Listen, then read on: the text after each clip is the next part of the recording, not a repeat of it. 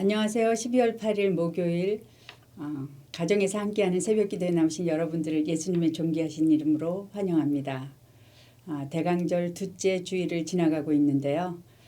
먼저 찬송가 예수가 거느리시니 390장 부르시면서 우리 좋으신 예수님 앞으로 나가시겠습니다.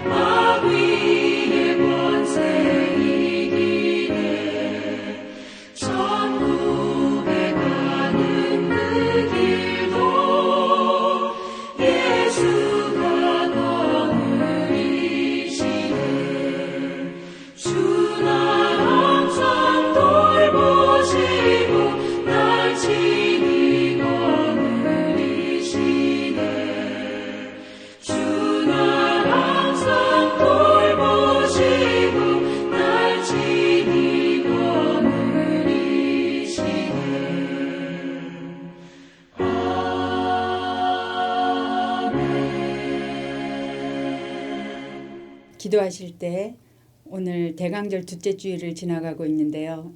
저희를 위해서 낮고 천한 몸이 되셔서 이 땅에 오신 예수 그리스도를 바라보시면서 예수 그리스도를 맛보아 아는 저희들이 되게 해주십시오 라고 그렇게 기도하시면서 다 함께 주님 앞에 나가시겠습니다. 하나님, 우리가 도저히 상상할 수 없을 정도로 우리를 사랑하시는 정말 좋으신 아버지, 오늘도 주님의 사랑과 은혜로 하루를 허락하심에 감사를 드립니다. 말씀과 기도로 주님을 보면서 하루를 시작하게 하심에 감사합니다. 이 땅은 여전히 전쟁이 끝나지 않고 여전히 전염병이 있고 여전히 어려움이 많은 상황이지만 하나님의 은혜는 이 모든 것을 덮으시고도 남는 줄 믿습니다. 절망과 사망의 냄새가 가득한 이 땅에 생명과 소망으로 오신 주님을 기다리는 대강절입니다. 기다리는 모든 이들에게 주님을 맛보아하는 은혜를 부어주시옵소서. 오늘도 말씀과 기도를 통해 먼저 주님을 만나기를 원하오니 긍휼을 베풀어 이 자리에 임재하여 주시옵소서. 말씀을 전할 자격이 없으나 하나님 순종함으로 주님 앞에 선 저를 불쌍히 여기시고 보혈로 정결케 하시고 성령으로 충만케 하여 주시옵소서. 또 말씀을 듣는 자들이 동일한 그 은혜로 하나님의 말씀으로 받아들일 수 있도록 은혜 내려주시기를 간절히 소원하며 예수님 이름으로 기도드립니다. 아멘. 오늘 하나님께서 저희들에게 주신 말씀은 시편 41편 1절에서 13절까지 말씀입니다. 받들어서 읽겠습니다. 가난한 자를 보살피는 자에게 복이 있으며 재앙의 날에 여호와께서 그를 건지시리로다. 여호와께서 그를 지키사 살게 하시리니 그가 이 세상에서 복을 받을 것이라.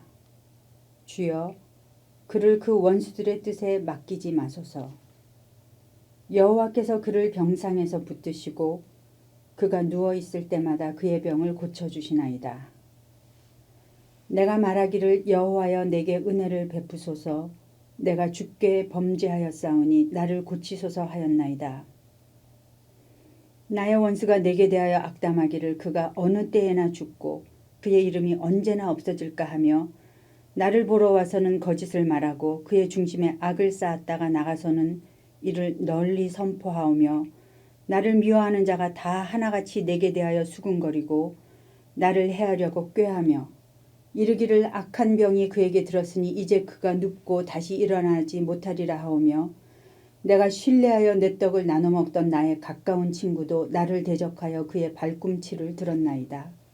그러하오나 주 여호와여 내게 은혜를 베푸시고 나를 일으키사 내가 그들에게 보응하게 하소서.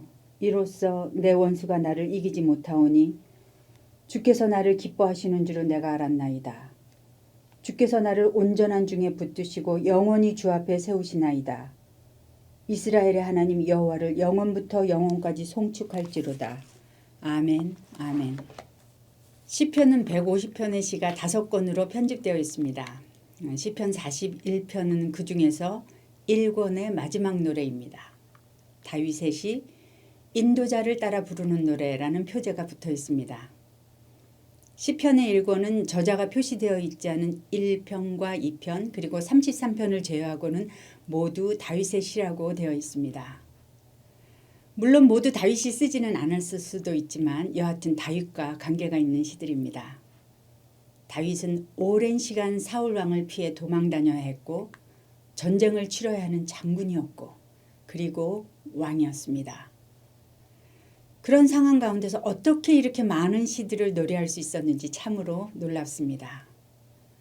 아마도 다윗 안에 있던 하나님을 향한 사랑이 그 노래를 멈출 수 없었던 거겠죠. 여러분과 저도 다윗의 이런 사랑을 품고 싶어서 이 새벽에 주님 앞에 나오신 거죠. 지난주에 있었던 금요 워십에서 마커스 예배 인도자 소진영 간사님이 그런 말씀을 하더라고요. 너무 바쁘고 너무 힘들고 고단해서 곡이 저절로 쓰여졌다. 고단한 인생길 힘겨운 오늘도 이런 찬양도 지으셨죠. 오늘 말씀 묵상을 통하여 다윗과 하나님 사이에 나누었던 그 아름다운 사랑의 노래가 저희 가운데서도 온전히 회복되기를 소망하며 주님 앞에 나아갑니다.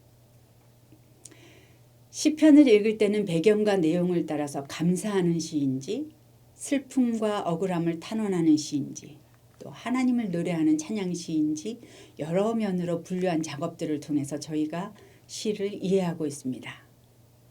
그런데 41편은 어느 한 유형으로만 얘기할 수는 없는데요.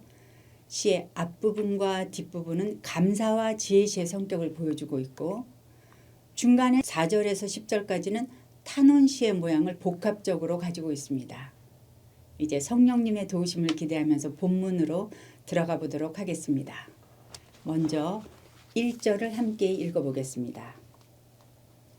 가난한 자를 보살피는 자에게 복이 있으며 재앙의 날에 여호와께서 그를 건지시리로다. 시작하는 1절에서 복이 있으며 이렇게 표현된 부분을 원어 성경으로 보면 복이 있도다 아슈레. 어디서 들어본 것 같지 않습니까? 그렇습니다. 시편 1편 1절이 복 있는 사람은 아슈레라고 시작을 하죠. 이렇게 41장 1절도 아슈레 복 있도다 이러한 사람은 라고 그렇게 동일하게 시작을 하고 있습니다. 시편 1편은 시편 전체의 서문이면서 동시에 시편 1권의 시작이기도 한데요. 이 1권이 아슈레 즉 복 있는 사람으로 시작하고 복 있는 사람으로 끝나고 있습니다. 1편에서는 복 있는 사람이 어떤 사람이라고 하죠? 여호와의 율법을 즐거워하는 자 이렇게 말하고 있습니다. 41편에서는 복 있는 자를 가난한 자를 보살피는 자라고 말하고 있습니다. 저희가 생각하는 복과 어떠십니까? 같은가요? 많이 다르지요? 그러면 1절에 나오는 이 가난한 자란 어떤 이들을 말할까요? 이는 물질적으로 궁핍한 사람만을 뜻하는 것이 아니라 크게 보아서 내면이 연약하고 사회적으로 힘이 없고 비천한 그런 모든 사람들을 가리킵니다. 다윗은 그런 사람들을 보살피는 그런 사람들을 복 있는 자라고 말하고 있습니다. 여기서 보살핀다, 마스킬이라는 단어는 하나님의 가르침에 주의를 기울이듯이 마음에 품고 시간을 들인다. 즉 가난한 자들과 마음을 같이하여서 함께하는 것을 뜻합니다. 복 있는 자는 무력하고 비천한 자들과 함께 삶을 나누는 그런 사람이라고 말하고 있는 것입니다. 이번 생명의 삶 12월 63쪽에 보면 궁핍한 이를 향한 그 너그럽고 희생적인 나눔의 모습은 하나님 백성을 구별짓는 특징이다라고 존 스토트 목사님의 말씀이 있습니다. 성경에서 구제와 선행은 단순한 나눔이 아니지요.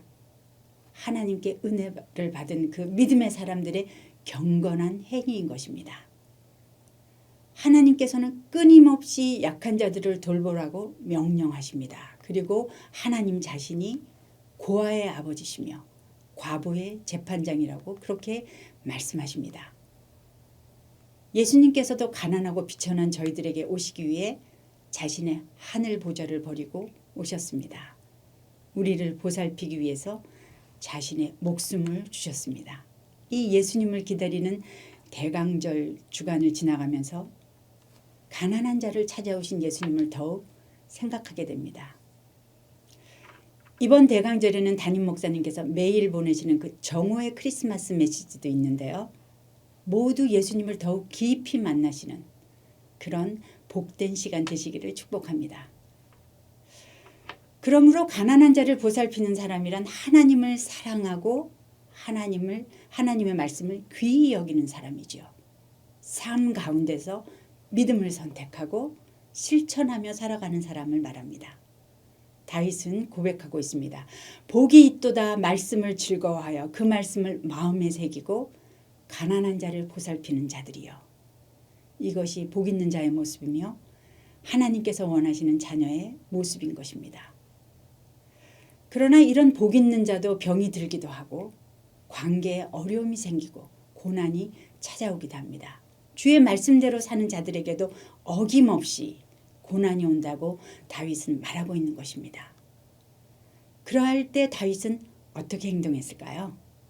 다 같이 4절을 읽어보시겠습니다. 내가 말하기를 여호와여 내게 은혜를 베푸소서 내가 주께 범죄하였사오니 나를 고치소서 하였나이다. 다윗은 하나님 앞에서 자신을 돌아보며 회개합니다. 다윗이 어떤 죄를 지었는지는 우리가 본문을 통해서는 알 수가 없지요. 어쩌면 다윗의 병이 구체적인 어떤 죄 때문에 온 것일 수도 있습니다. 그러나 여기에서의 회개는 어쩌면 자신이 마땅히 행할 바 선을 행하지 않은 그런 죄에 대한 고백일 수도 있습니다. 우리는 하나님 앞에 설 때 특별히 어떤 죄악된 행동은 하지 않았다고 할지라도 우리의 죄된 본성으로 인해서 하나님의 거룩하심 안으로 들어갈 수 없는 우리의 그 존재, 죄된 존재 그 자체로 인해서 주님 앞에 회개할 수밖에 없습니다. 그래서 우리는 하나님의 은혜가 필요한 존재죠. 하나님께서 은혜를 베푸시지 않으면 우리는 결코 주님 앞에 나갈 수가 없는 그런 자들인 것입니다. 그래서 다윗은 자신의 영혼을 고쳐달라고 기도하며 주님 앞에 나가고 있습니다.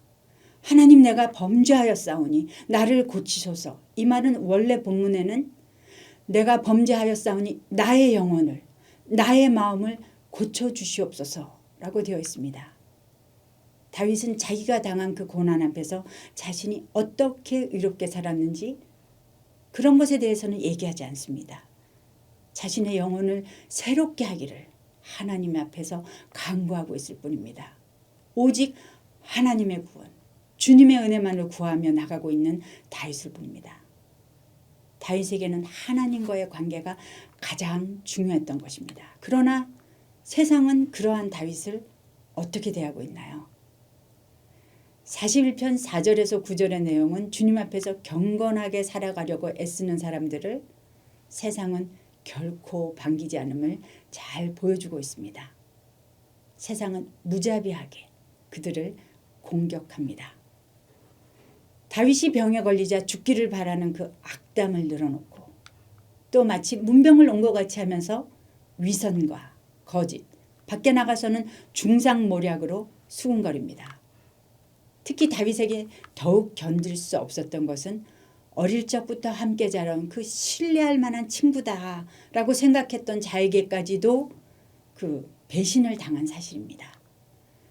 9절에서 다윗은 내가 신뢰하여 내 떡을 나눠 먹던 나의 가까운 친구도 나를 대적하여 그의 발꿈치를 들었다. 그렇게 탄식하고 있는데요. 그의 발뒤꿈치를 들었다라는 표현은 말이나 나귀와 같이 짐을 나르는 짐승이 그 주인을 발로 걷어차는 그런 행위에서 비롯되었다고 하는데요. 인간의 배신을 표현하고 있습니다. 예수님께서도 제자들의 그 발을 씻기시던 그 밤에 가룟 유다의 배신에 이 말씀을 인용하시기도 했죠. 다윗은 죽을 것 같은 병에 걸리고 악담을 들으면서 소꿉친구에게까지 배신당하는 그런 사면초가에 둘러싸인 것 같은 그 꽉 막힌 상황에 놓여 있었습니다. 이럴 때 다윗은 어떻게 했을까요? 다 같이 10절을 읽어보시겠습니다. 그러하오나 주 여호와여 내게 은혜를 베푸시고 나를 일으키사 내가 그들에게 보응하게 하소서. 이로써 내 원수가 나를 이기지 못하오니 주께서 나를 기뻐하시는 줄을 내가 알았나이다. 다윗은 알았습니다. 자신에게 필요한 것은 허망한 사람들의 인정이 아니라 하나님의 은혜라는 사실을 알았습니다. 사람들에게는 의의가 없듯이 은혜도 기대할 수 없는 것이었습니다. 오직 하나님만이 그에게 은혜를 주실 수 있는 것입니다. 그는 사람들을 쫓아가서 따지지 않았습니다. 대신 하나님 아버지 앞으로 나왔습니다. 그리고 간구하며 또다시 은혜를 구합니다. 주 여호와여 내게 은혜를 베푸소서. 다윗은 처음도 끝도 하나님의 은혜를 구하는 자였습니다. 아마도 이것이 다윗을 하나님의 마음에 합한 자라고 부르는 그 이유일 것입니다. 다윗은 하나님께 간구합니다. 나를 일으키사 내가 그들에게 보응하게 하소서. 이 말은 자신에게 악을 행한 자들에게 보복하겠다 그런 의미보다는 하나님의 공의를 실현하겠다는 그런 말일 것입니다. 하나님을 경외하는 자를 대적하는 것은 하나님을 대적하는 것이기 때문에 하나님의 공의를 위하여 마땅한 보응이 필요한 것입니다. 11절에서 다윗은 원수가 자신을 이기지 못하는 그 상황을 보면서 하나님께서 자신을 기뻐하심을 알게 되었다. 그렇게 노래합니다. 하나님께서 그의 기도를 들으심을 경험한 것입니다. 여기서 안다라고 하는 말은 지식의 그런 단순한 습득이 아니라 하나님을 경험하고 맛보아 알게 되었다는 그런 체험적인 은혜의 고백입니다. 고난 가운데서 하나님께 은혜를 구했을 때 주께서 함께하고 계실 뿐만 아니라 자신이 하나님의 기쁨을 맛보아 알았다는 것입니다. 여러분, 하나님을 경험하고 계신가요? 그분의 선하심과 인자하심을 맛보아 알고 감격하신 때가 언제였나요? 기도하는 가운데, 말씀을 보는 가운데, 산책하면서 또는 자녀와 이야기하거나 일터에서 하나님을 경험하고 계십니까? 주님은 우리를 기뻐하십니다. 우리와 모든 것을 그래서 함께 하기를 원하시는 것입니다. 만약 주께서 나의 주인이시고 그분이 내 안에 계시다는 것이 확실하다면 우리는 주께서 나를 기뻐하신다는 사실을 더욱 자주, 더욱 깊이 느껴야 할 것입니다. 그것이 우리의 힘입니다. 그것만이 우리 그리스도인의 능력이 되는 것입니다. 그것이 다윗이 누렸던 복 있는 자의 모습이고 우리가 누릴 수 있는 특권입니다. 비천한 자를 보살피시는 하나님의 은혜를 구하시기 바랍니다. 주님은 언제나 기다리고 계십니다. 주저하지 마시고 언제 어디서나 주님의 은혜를 구하시고 그분의 기쁨을 맛보아지는 저와 여러분 되시기를 축복합니다. 다윗은 12절에서 고백합니다. 주께서 나를 온전한 중에 붙드시고 영원히 주 앞에 세우시니이다. 여기서 온전하다라는 것은 완전하다는 뜻이 아니라 순전하고 충만하다는 뜻입니다. 하나님께서 나를 참으로 기뻐하신다는 사실을 알 때 우리는 충만합니다. 부족한 것이 없습니다. 그것이 온전한 것입니다. 주께서 충만한 중에 우리를 붙드시고 그분 앞에 영원히 세움받음을 노래할 수 있는 것입니다. 8절에서 악인들은 그에게 이제 그가 병이 들었으니 다시 일어나지 못할 것이다 라고 악담을 했지만 도리어 다윗은 하나님께서 그를 붙드시고 영원히 세우신다고 노래합니다. 그렇게 선포하고 있습니다. 다윗은 이제 마지막 성령을 주님 앞에 올려드립니다. 13절을 함께 읽어보겠습니다. 이스라엘의 하나님 여호와를 영원부터 영원까지 송축할지로다. 아멘, 아멘. 다윗은 자신에게 임하신 하나님의 은혜를 자기에게만 제한하지 않고 이스라엘이라는 믿음의 공동체로 확산시키면서 그렇게 하나님을 찬양합니다.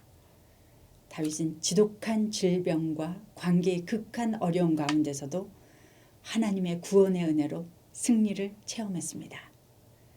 그런 다윗에게 영원부터 영원까지 송축해야 할 대상 오직 하나님 한 분뿐이신 것입니다. 아멘, 아멘. 진실로 진실로 그렇게 이루어질 것입니다. 시편의 5권의 책은 모두 이렇게 하나님을 찬양하며 끝을 맺고 있습니다. 시편 41편은 시편 1편에서 시작한 복 있는 사람의 그림을 보여주고 있습니다. 다윗을 통해서 하나님께서는 말씀하십니다. 진정한 복이 무엇이냐? 성경은 하나님의 임재 가운데 사는 삶이라고 말합니다. 하나님의 말씀을 묵상할 뿐 아니라 묵상한 말씀대로 살아내는 삶. 나의 이익만 챙기는 삶이 아니라 가난한 자를 보살피는 삶. 그것이 복 있는 자의 삶이라고 하나님은 말씀하십니다. 고난 가운데서도 자기를 기뻐하시는 하나님을 경험하고 그분으로 충만하여 승리하는 삶을 사는 것이 바로 복 있는 자의 삶인 것입니다. 가난하고 비천한 우리를 위해서 이 땅에 오신 순결하신 예수 그리스도, 복되신 예수 그리스도께서 오심을 기다리는 대강절을 지나가고 있습니다. 어려운 상황이 여전히 지속되고 있지만 주께서 우리를 기뻐하심을 맛보아 하시는 복된 하루 되시기를 축복합니다. 예수님으로 충만하여 우리 주변의 가난한 자를 보살피는 복 있는 자로 그렇게 복된 하루 사시기를 축복합니다. 다 같이 기도하시겠습니다. 하나님, 우리를 복 있는 자로 변화시켜 주신 좋으신 하나님, 우리가 그렇게 살기를 원하고 또 원합니다. 주님의 말씀을 즐거워하며 말씀이신 주님처럼 가난한 자들을 보살피며 사는 그런 하루 될 수 있도록 하나님 인도하여 주시옵소서. 빛으로 오신 예수님, 생명으로 오신 예수님으로 충만한 하루가 되게 하시고 그 빛과 생명이 전쟁 중인 우크라이나와 러시아 땅에 그리고 환우들에게 가난하고 소외된 자들에게, 선교사님들과 예수님을 모르는 모든 이들에게 비추고 흘러가는 그런 아름답고 힘있는 하루 될 수 있도록 주님 도와주시옵소서. 예수님 이름으로 기도드립니다. 아멘. 각자의 기도 제목을 가지시고 주님 앞으로 나가시겠습니다.